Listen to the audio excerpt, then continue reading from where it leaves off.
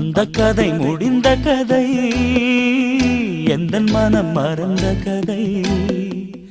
என்ன செய்ய விடுகதை போல் என்னுடைய பிறந்த கதை.